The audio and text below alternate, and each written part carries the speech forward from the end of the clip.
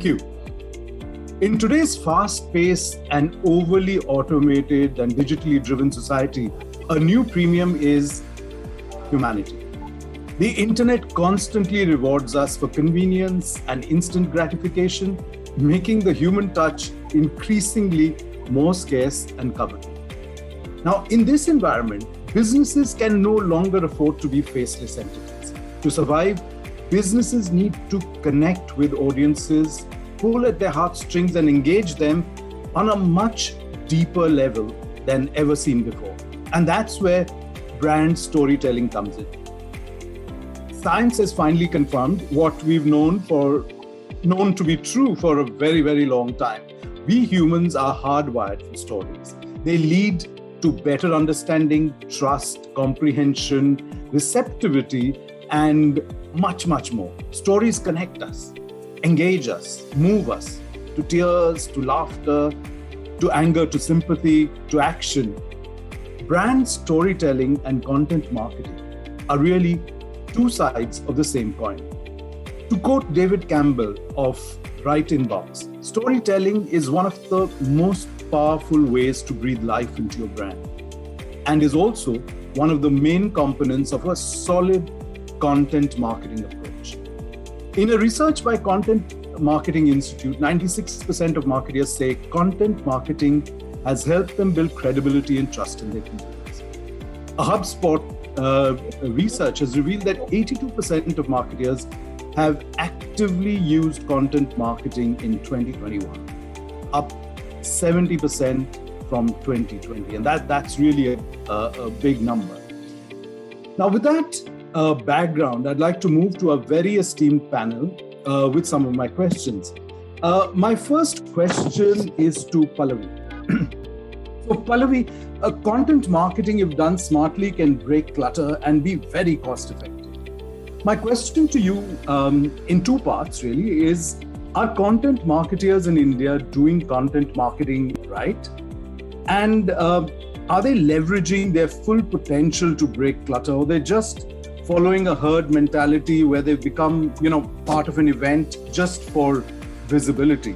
And if you can give us an example of somebody you think has got content marketing right, it'll be great. Sure.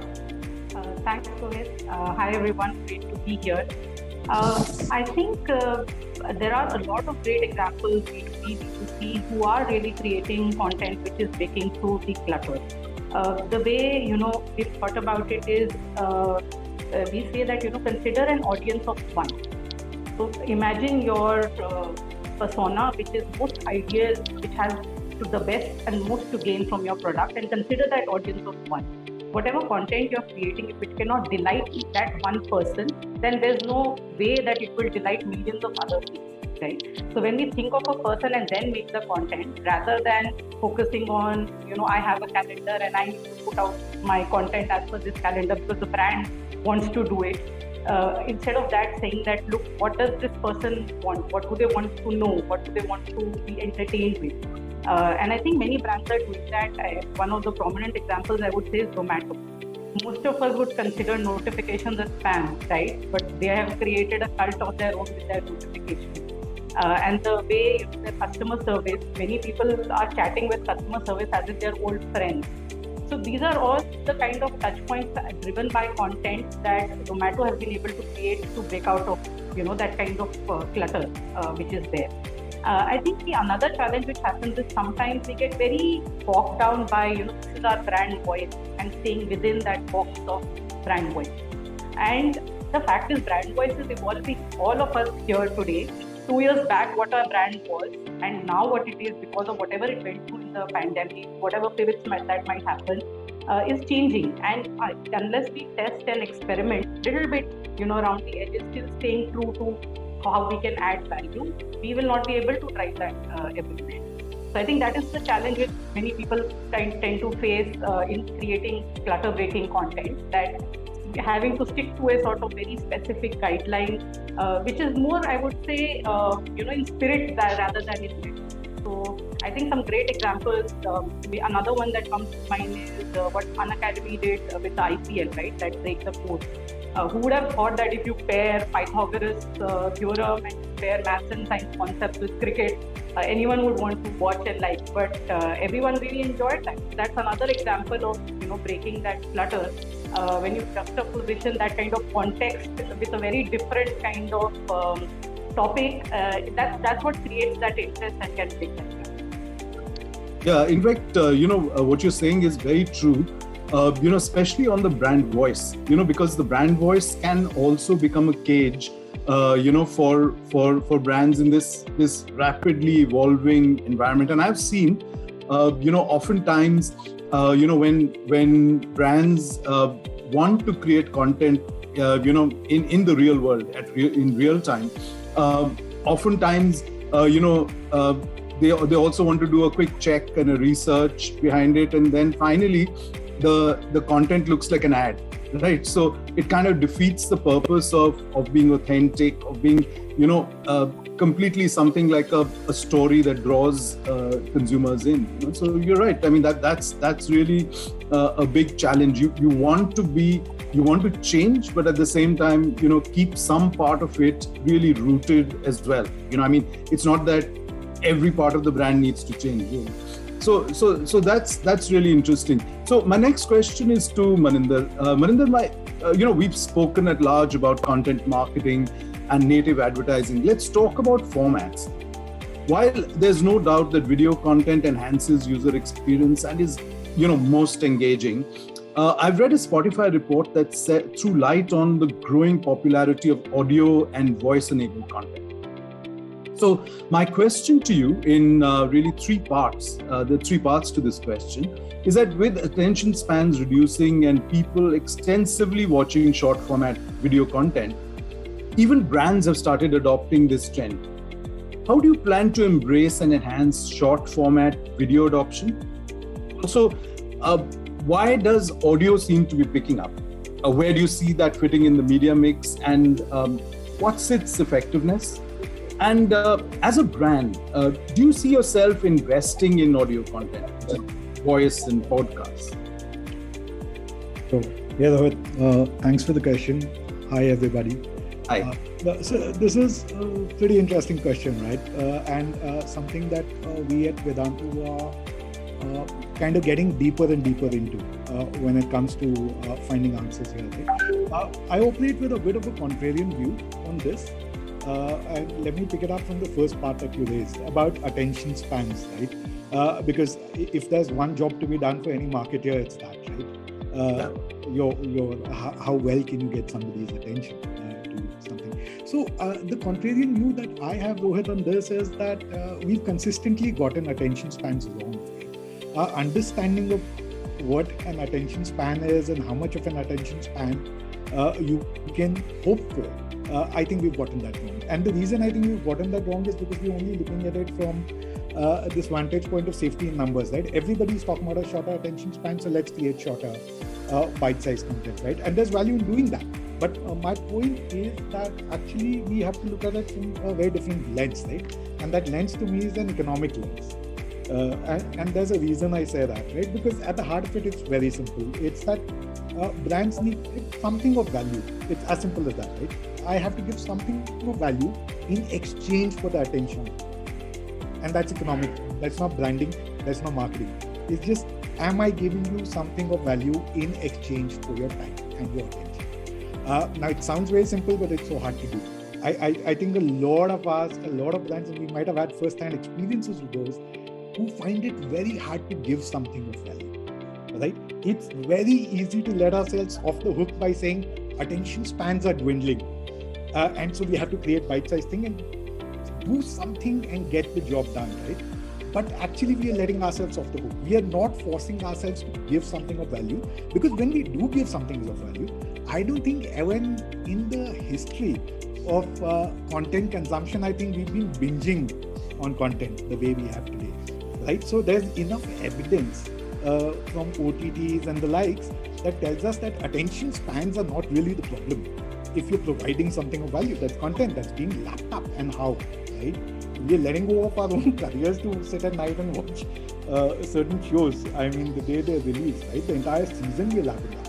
So the same people, we can't get 10 seconds of their attention, right? We are saying we lost them at 6 seconds. They're finishing a series overnight. So that's what I'm talking about, like coming back to economics to solve this, right? So I feel like the contrarian view is that if you've gotten the value exchange right, I think you're going to be fine, right? There is merit in doing shorter form and all of that, right? So that's point number one. The other interesting thing that you picked up on was the format itself, like audio.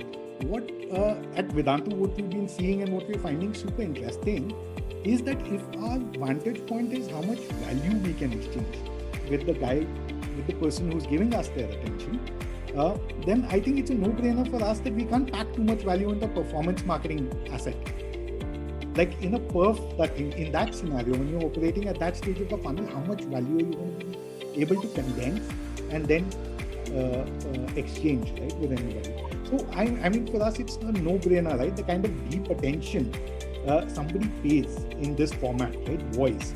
It's a very lean forward. They're listening in. It's deep attention. It's they're really invested in whatever the narrative is. So for us, it's a no-brainer that if the yardstick for us is not engagement, but the yardstick for us is how much value can we exchange with this person in that one exchange, then for us, audio becomes very interesting. Podcast becomes very interesting, right? Now, whether I'm saying audio or video, but podcast becomes super interesting for us, right? In that scenario. And so we are experimenting more and more with that. In terms of how we do it. And the way we measure it also, because that's joint at the hip, right? Rohit, is that we don't look at it as engagement, right? Because again, as an industry, we're very obsessed with engagement, but I think it's a very lazy metric.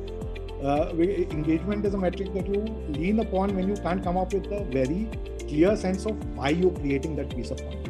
So I'll fall back on engagement and say, oh, I got these many likes, I got these many views, I got these many shares, but it really doesn't move the needle on anything, right? So which is why, again, I call it a lazy metric. For us, what we like to fall back upon is this whole thing, what we call the database of intentions, right? What are the intentions that we can spark or, after a person has consumed a certain piece of content? And there are signals that are far more hard-nosed in terms of measurement. Our share of search, what has happened after that piece of content? Are people really finding us online? Go deeper to find stuff. So, I mean, overall, to answer your question, right, that's how we regard this entire space and voice. And so, increasingly, it's becoming an important part of our media mix. Maninder, I agree with you completely. But just for the sake of our viewers, what I want you to do is just qualify when you say there's an exchange of value. Now, what's the form of that value, right? How do you define that value? Yeah. So in our case, the way we look at it is every piece there's a job to be done, right? There's somebody who's engaging with you because there's a job to be done there. The job might be like, in our case, a little while back, Pallavi was mentioning entertainment, right? It could just be as simple as that. May not directly be linked to a brand metric. But in our case, I'll speak personally from the Vedantu experience. Maybe a student is tuning in and exchanging their attention with us because they want to better understand how Vedantu is capable of creating stellar results when it comes to JEE entrance exams and so forth. We put 6% of IIT into IIT this year. So how did they do that? Right? What's the behind the scenes story? Because in an advertisement, in a piece of performance creative, I can only pack this much, right? Here are my results. Yeah. Here's what I can do. These are my courses. Come and look at me, etc. But if a student's deeply invested, right, what they're seeking and what they're not getting, because nobody is talking about this, is a ringside view of how my teachers actually produce those results. What is my system of learning? How deeply are they invested? What is my pedagogy? What is my ethos? What drives it? What are the kind of human interest stories? Where did these kids come from?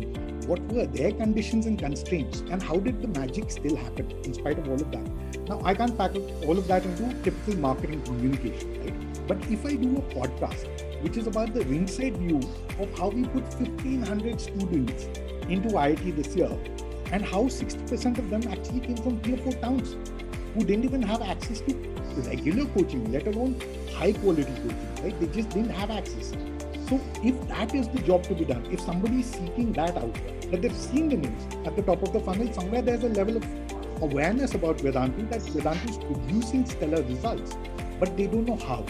They want to consume that. That's the value, right? For me, if I've been able to deliver that, and if I do that through a podcast, I actually get teachers, I actually get students, I actually get parents. And then there's an amalgamation of those three worldviews. And imagine a student listening to all of that, right? That's of immense value, right? To me, that's content that is really getting the job done in terms of giving the student enough value in exchange for their attention.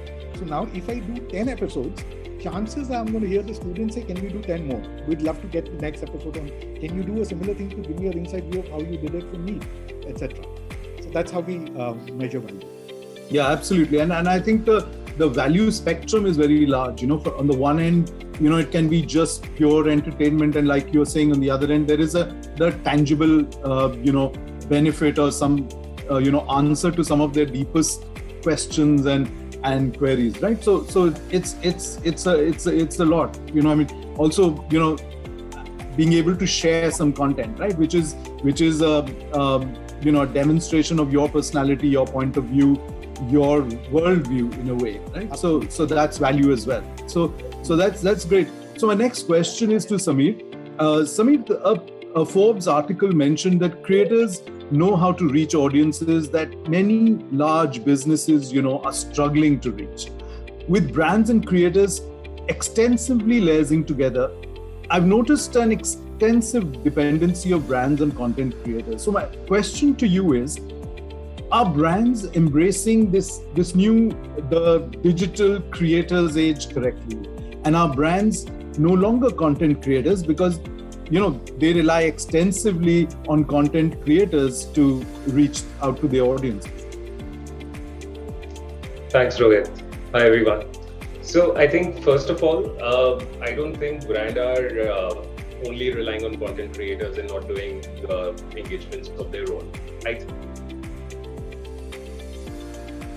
think creator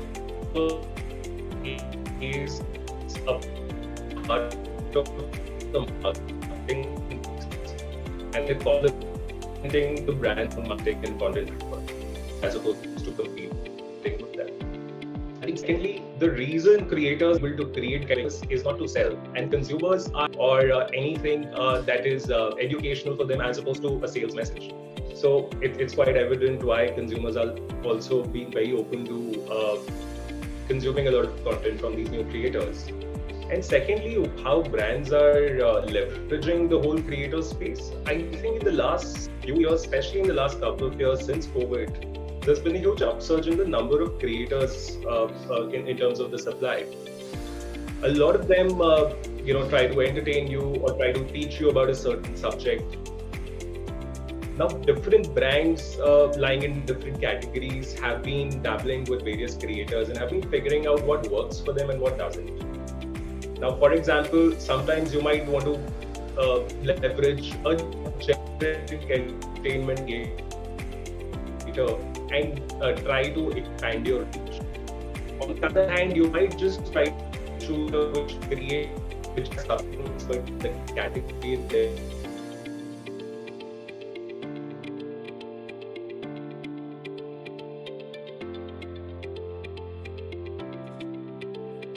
As well as a reach adding medium.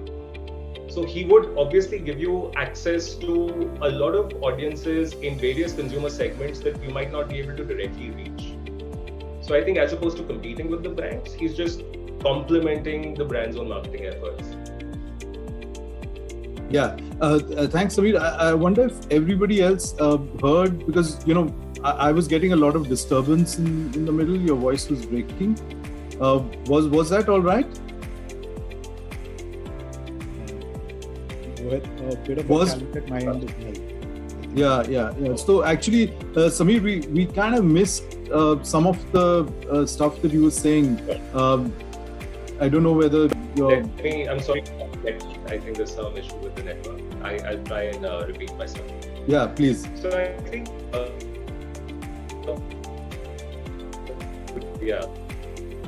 the content creators, there's been a huge upsurge in the number of content creators in the last couple of years since COVID. And a lot of them are being able to engage way better with consumers as opposed to brands, is because brands are trying to sell to them, whereas the creators are trying to entertain people, educate them about certain topics where they are the subject matter experts. Secondly, I think not really are now only relying on content creators. I think content creators are complementing the brand's own marketing efforts. For example, there could be a creator-driven campaign that could be an add-on to a mass media campaign that a brand does. Yeah. In some cases, for example, like I said, some creators are also subject matter experts. For example, in technology, in finance, or in any other field. Yeah. You might want to also use their influence, because a content creator is not just creating content, he's also giving you additional reach. So he's a combination of a creator as well as the reach medium. As an influencer. And as an influencer. Yeah. And a lot of this reach, this is also a very good way to target certain consumer segments. Because depending on the subject on which the creator creates content, you can broadly tell the kind of consumers that would be viewing their content, and based on that you can also do a lot of consumer segmentation and then finally target that audience, which a lot of mass mediums might not be able to do for you. Yeah, great. So, Thanks. Yeah. So my next question is to Sharmin. Sharmin, with consumers' needs evolving so fast, it's only natural for content marketers to keep a hand on the pulse of the latest trends and innovations. That really makes it essential to integrate AI and content marketing. This enables us to understand consumer behavior patterns, drawing insights into consumer demographics. So, is technology and content a welcome change? And with the Gen Zs proficient with technology while baby boomers are catching up, AI in marketing is now a reality. Do you see AI changing the game for content marketing? Yeah, absolutely. First of all, thank you so much for having me here, Rohit. So just to give some perspective, from an AI angle, right? So if you look at the entire content marketing life cycle, it essentially comprises 5 stages. And needless to say that there is AI in each and every stage at this point in time. Starting from, conducting research about the kind of content that you want to build. So then the second stage being about building a strategy, understanding what are the channels that you want to promote your content on, figuring out what your budget is, etc. Third thing, of course, being the most interesting and the most exciting one, also from a personal perspective, is that creating and then editing, curating this content. Again, there are a multitude of tools available which are doing this, including us at Instoried. The fourth one being, of course, about publishing this content across multiple platforms, digital media, etc. And the fifth one, needless to say, is measuring how your engagement and the performance has been like post the publishing. So there are multiple tools across all of these stages, which basically help us to measure and to gauge how the content has performed, or how the content creation activity is, or even create content for that matter, which is actually very, very exciting. So needless to say that thanks to COVID, although I hate to say this, that COVID has been a blessing in disguise for most of the content marketers, but because of COVID, everything is now gone virtual. So as a result of which, all of the content creation now is happening on virtual platforms. So yes, AI has been a huge breakthrough. And also from a personal perspective, because we at Instoried, this is what we do. We evaluate content, we help you gauge the empathy quotient in your content. I think the biggest advantage for an AI tool is that, from a productivity perspective, right? There are a number of metrics from a value creation angle which have been, which can be evaluated and seen. Like, for example, earlier your click-through rates were, let's say, X%. After using our tool, our customers have seen an upside of at least 30 to 40% in less than 6 months. Their ROIs have practically grown 1.5 to 2x in less than a quarter, which is actually phenomenal, which basically validates and reinstates the fact that, now technology has taken over, be it, AI. There are multiple, of course, fields under AI. There's natural language processing, which is, of course, from a text perspective. Then, there is speech to text, again, from, for a voice-enabled perspective. And then, of course, there is computer vision, iris recognition for videos, etc. So, needless to say, now is the time that, where AI has completely taken over. And yes, it is absolutely game-changing, because the results that we see from an ROI perspective are tremendous, are massive, and AI is here to stay. Yeah, absolutely. Thanks, Sharmin. You're obviously, this is very passionate about this. You can make out. That's what we do. and you guys do this really well. So fantastic. So my next question is to Kunal. Kunal, subjects like stocks, policies, NFTs, crypto, metaverse are all becoming buzzwords, and these are topics one is sure to pick up in a chat room. You even see their inclusion in a lot of recent marketing efforts. My question to you is, what are the next steps for content marketers in the metaverse context? And what possibilities do you see for marketers in the metaverse? Sure. Good afternoon, everyone. Good afternoon, Rohit. And absolutely an honor being at the same stage with you, Rohit. I've always been in awe of you. I, in fact, started my career. I know. Everything. So, good you remember. Yeah, of course I remember. So let's not talk about the things that happened when we were in JWT.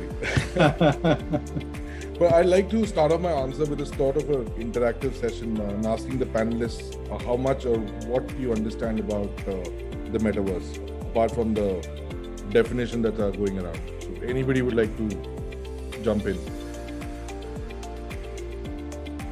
So Kunal, it reminds me funnily of this scene from the series called The Office, where there used to be this really old game called Second Life, where people used to create virtual versions of themselves and create a whole story about a different life they could live. So seems to be a more real and achievable kind of vision of that. Yeah, I mean, you are about 80% in the right direction. But what I'm going to do is I'm going to read out the web definition of what metaverse is, and then tell you exactly how simple or how uncomplicated the entire thing is. Then we move on to the actual answering the question. So the web definition is, and if I remember this correctly, it's a hypothetical iteration of the internet as a singular virtual world that is facilitated by the use of virtual augmented reality headsets. That's the definition of metaverse on the internet. But let me explain it. So what is the first game anyone played? Was it Mario or Contra? I think either of them.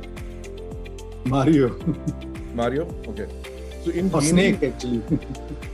Yeah, 3310, the Unbrick. Correct. Now, so in a gaming world or in a virtual world, these games are defined as linear gaming. Okay. Therefore, you are as a set character moving in a set direction, whether it's forwards, backwards, upwards, or downwards. Okay.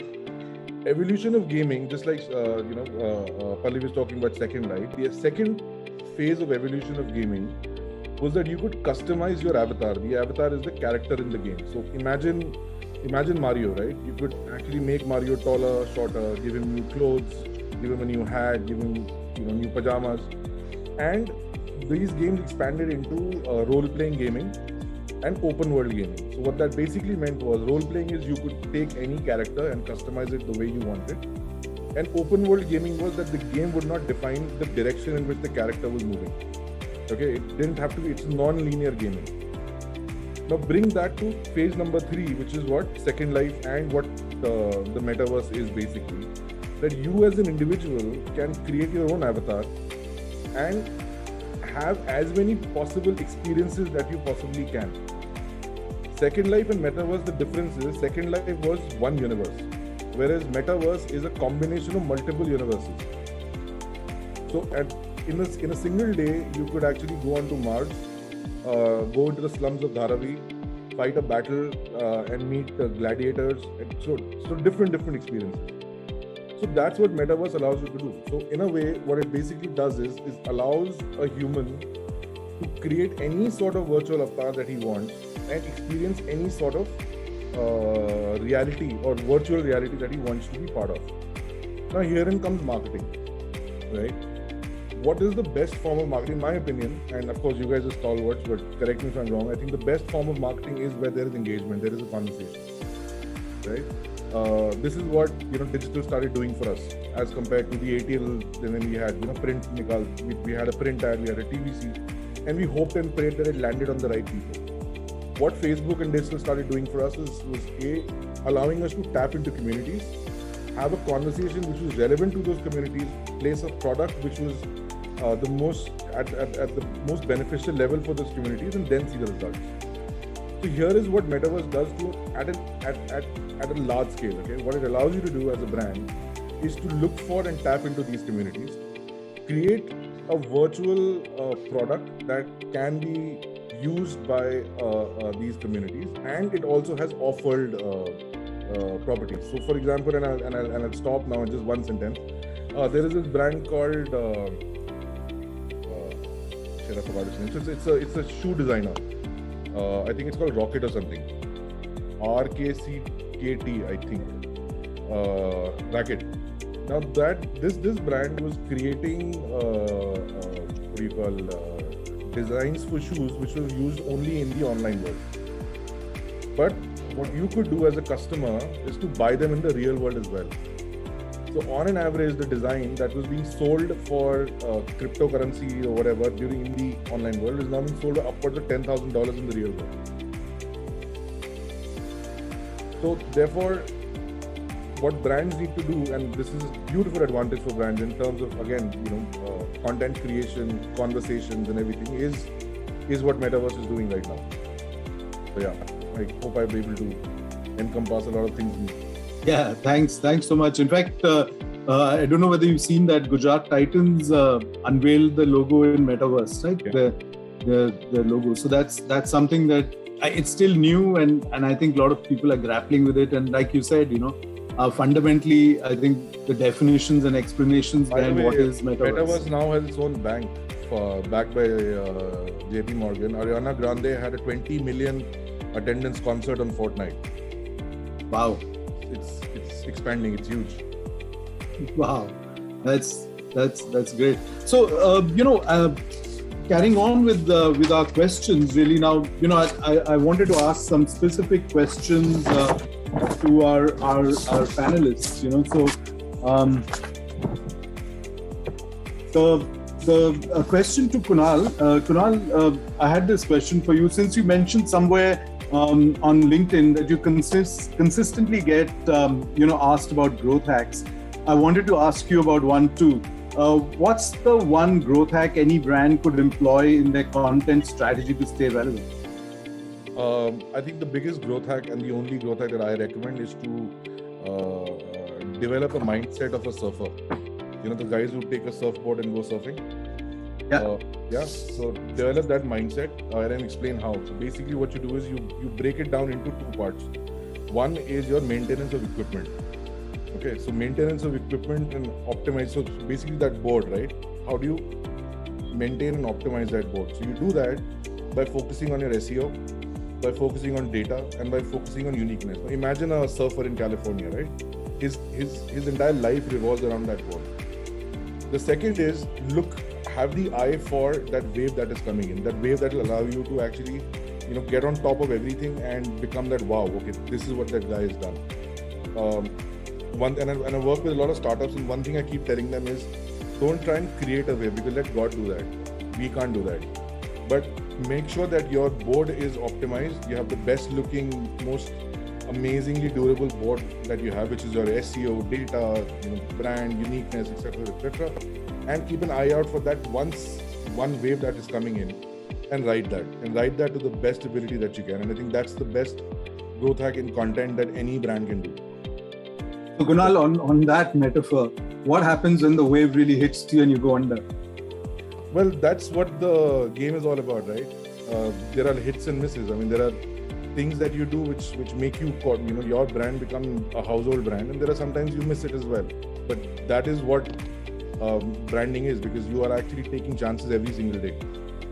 And the worst thing you could do as a marketer is to rely 100% on data, because that's not what human beings are. So, yeah. True, absolutely. I think that whole, and that's what I started off saying, humanity is really the fundamentally now more important than ever before, and that human touch and really connecting at a much deeper level with people. So great, thanks Kunal. Maninder, your Zindagi Ka Syllabus film featuring Amir Khan repeated the importance of personalization in education. Now, personalization is a crucial aspect of content marketing too. So how do marketers today create better experience through content personalization? I mean, glad you got that on Zindagi Ka Syllabus. One of the holding thoughts for that was that the job of a good teacher, right? And we might have experienced this ourselves in our own lives while growing up. The job of a good teacher is not just to understand the subject, but to understand the child, right? Once you do that, you'll be able to personalize, right? It's no different for us. We're going to be able to put out something inspiring, put out something of value, once we better understand somebody that we are going to have that exchange, right? So I think it's a question that's of immense value, because the better you can understand that person, the better you're going to be able to do that. We do that in two particular ways at Vedantu, right? One of them is this whole persona-specific personalization when it comes to content. And I'd like to give you an example of that. How we've done this is like when you look at the EdTech category, right? If you just pick up one segment of it, say early learning, these kids, a lot of brands coming in, telling kids and telling the parents, in fact, that have your child speak confidently in English. That's the ticket to the future. There's that. You just repeatedly go on hammering the one point. Your child is going to speak confidently. What we've understood, right? And this is what happens when you're designing from a distance. But when you actually demolish the distance, you actually go meet those parents. You actually try and understand why they're still not taking that course, right? Because it seems to be a value. Which parent wouldn't want their child to speak confidently? And yet not all of them are signing up. So what gives, right? And when I was talking to some of these parents, and what we figured out was that the parents want their child to speak confidently. The problem is that they do not believe that their child is going to be able to learn that. They believe that either my child is born with it or not born with it. So when a brand just keeps coming and saying, help your child speak confidently, it doesn't work, because the parent believes that not for my kid, right? My kid is not going to be able. So the little bit of now, if we have a persona that understands what the parent's motivation is, but also marry it with what the parent's barrier is, right? To a trial or to a certain sort of adoption, you can create a persona very clearly on what the motivations and barriers are, and then create content accordingly. Now imagine me creating content for the same set of audiences, the parents, which are actually doing storytelling of how the kids who weren't able to do this learned to be able to do this, or how some of the greatest orators we know today were actually hopeless, right? When they at the start, and they over time learned how to become great orators. And it's a skill that you can learn. And at Vedantu, we're going to help your kid learn that. Now that's going to have a very different level of conversion rates. At the end of it, if I take that same family down the funnel and then offer my courses, I'm going to see a very different CVR versus what I would see if I did it like every other marketer at the top of the funnel, right?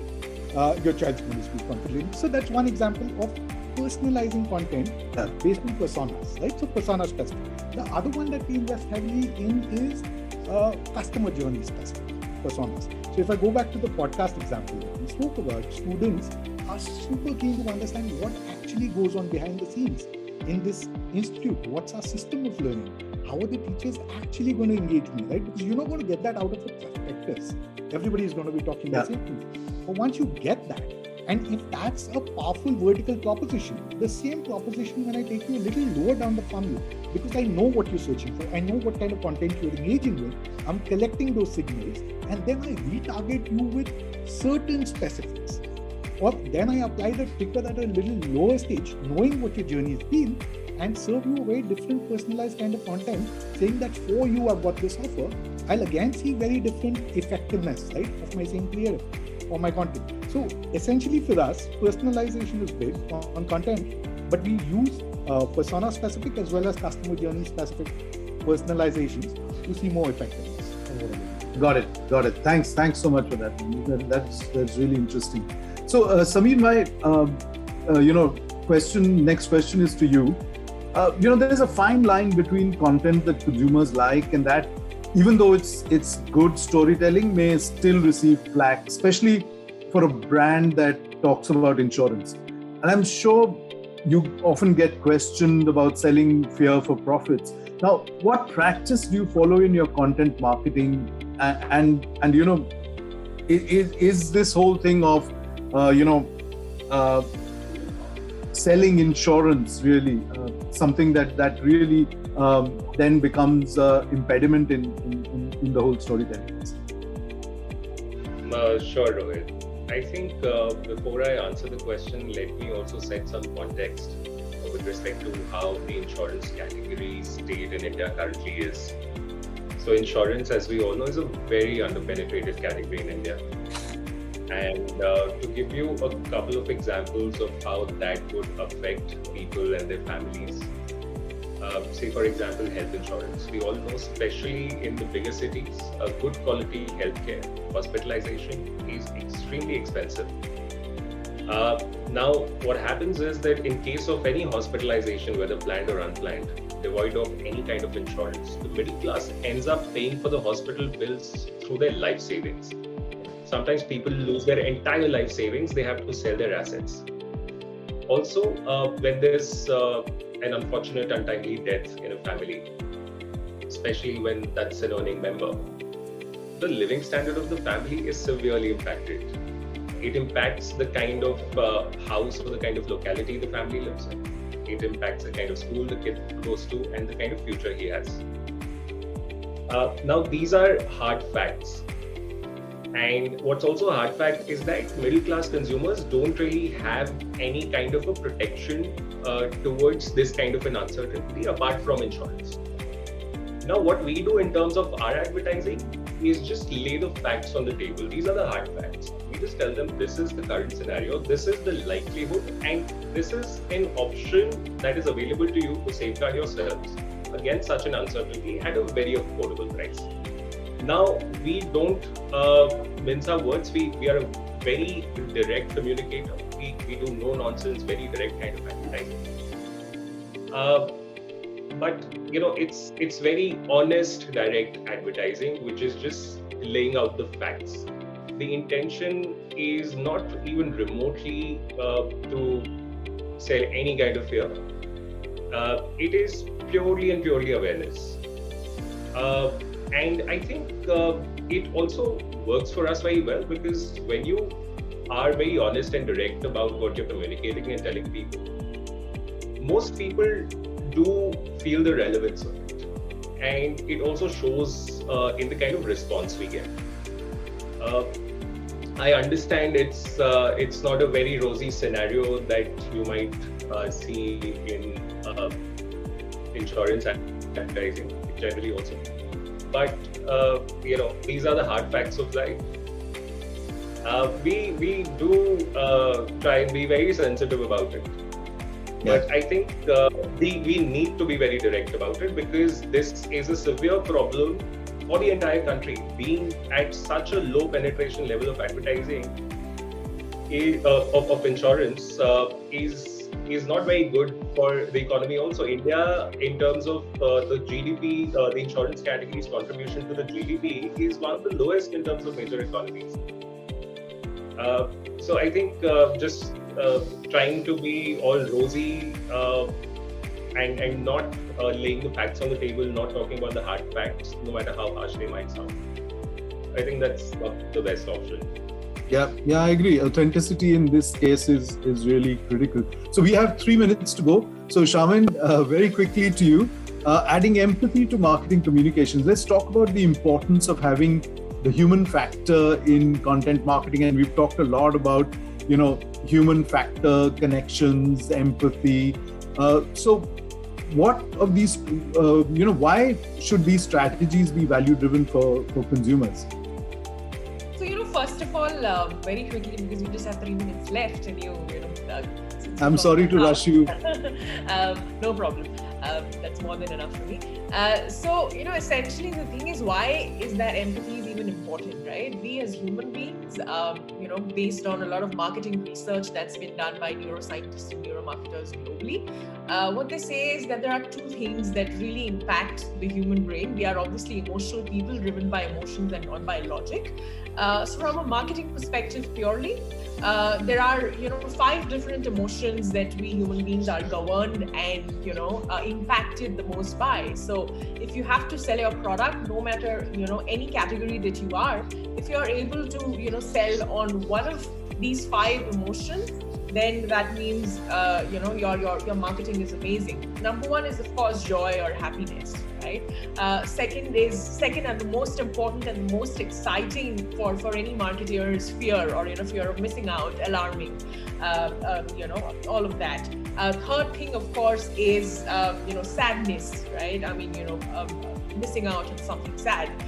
Fourth is of course anger, a very, very strong emotion, any sort of rebellion that you can create through anger. And of course, last one being surprise, right? I mean, be it a happy surprise, angry surprise, anything. So these 5 emotions, joy, anger, fear, sadness, and surprise. So these are the emotions that, around which your empathy also rotates. So if your content is, if your content is focusing on any one of these emotions, and then the kind of value that it can bring about to your marketing is tremendous, it is massive. And for you to sell your product becomes really easy, irrespective of whether it be a pandemic or a recession. If you're able to carry out the right empathy quotient in your content, and primarily in times of a pandemic, there is a huge opportunity in this adversity. And I hate to say this, repeatedly talking about opportunities, and people will think that, okay, we entrepreneurs are just talking about money. But the hard fact is that, there is a huge opportunity if you are able to, strike the right chord and resonate with your audiences through the right empathy quotient. So empathy, no doubt, is the future of the world. Yeah, and I love that, empathy and AI, right? And so that really needs to be integrated together, right? Absolutely. Yeah, that's all. Great. So Pallavi, last question to you: what's the measurability of B2B content marketing initiatives? So I think in B2B, many times what happens is there's not one single person making the decision, right? There's a group of people who might be across functions, and many of them might not also be the end user for this product. And the second thing is you're not spending your own money, right? The company's money. So which means the most important thing which will close the deal or not is trust. And that can only be built if that kind of impact is there in the content, to showcase that yes, you are someone who knows your stuff, right? And typically in B2B, in terms of measurement, the things that we look at is one, top of funnel, is it creating curiosity? Are more people coming to our website? Are they Googling us more to see what we do? Second, at least for us, is still engagement, because in B2B, brands which are very vocal about their marketing, what they do, trying to experiment with various forms are still not many in India. So I think that is another metric. And finally, is our community growing? More people want to subscribe and find out, okay, what will they come out with next? So these are certain things that are more measurable, because there are a lot more touch points, a lot more dark channel touch points in B2B, given the number of people involved. And finally, what I test is when someone from our company is going into a discussion in a meeting and they say, this is what I am from Moglix, how positive the response is, when they go in. And that's pretty much going to tell you what is going to happen in that discussion. So that's also kind of a sense check that we keep doing with our team. Great. Thank you so much. Thank you, panelists. Thank you all. I think that was a really interesting discussion.